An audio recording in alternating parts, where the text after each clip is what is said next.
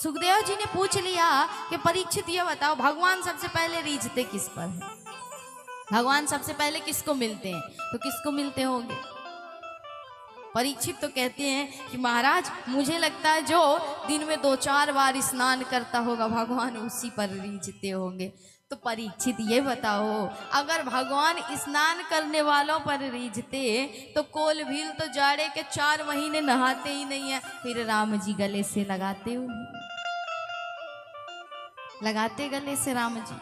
नहीं लगाते, क्योंकि अगर भगवान स्नान देखते तो भगवान उन्हें क्यों गले से लगाते? इसलिए भगवान ये नहीं देखते कि तुम नहाए हो नहीं नहाए हो। कहा जाता है ना कि हरि आपकी जाति पाति को नहीं पूछते हैं, हरि सिर्फ और सिर्फ आपके मन को देखते, आपके प्रेम को देखते हैं। तो राजन, हरि अगर ये देखते तो हरि क्या कोल भीलों को मिलते? उस निषाद राज को गले से लगाते? नहीं लगाते।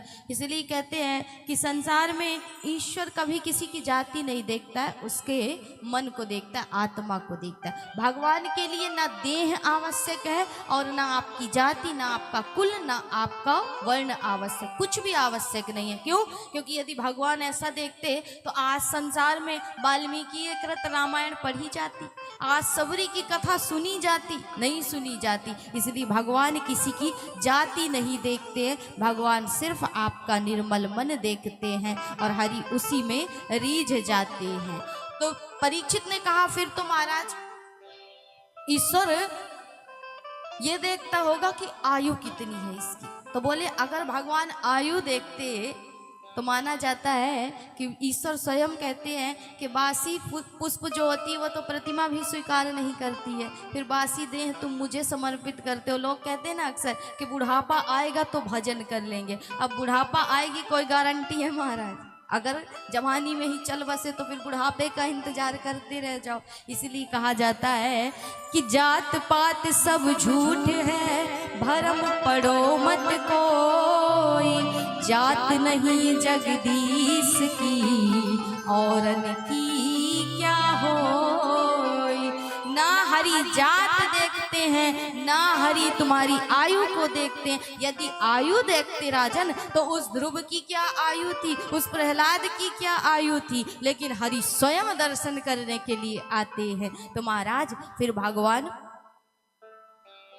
ज्ञान देखते होंगे कि कितना ज्ञानी है, फिर उसे ईश्वर मिलते होंगे।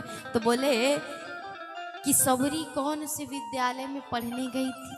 अरे छोड़ो महाराज, गोपियां किस विद्यालय में पढ़ने के लिए गई थी कि एक लौंदे माखन के लिए गोविंद उनकी उंगलियों पे नाचते हैं। वो ब्रह्मांड को नचाने वाला भी एक कौर माखन के लिए सिर्फ और सिर्फ उंगलियों पर नाचता है उनके। तो भगवान ज्ञान नहीं देखते। चलो ये तो मनुष्य थे, वो गजेंद्र कौन सा पढ़ा लिखा था, वो हाथी कौन सा पढ़ा लिखा था जिसके सिर्फ गो कहते ही गोविंद दौड़े चले और उस पर रीझ गए। तो भगवान ना आपकी आयु देखते, ना आपका ज्ञान देखते, ना आपकी जाति देखते।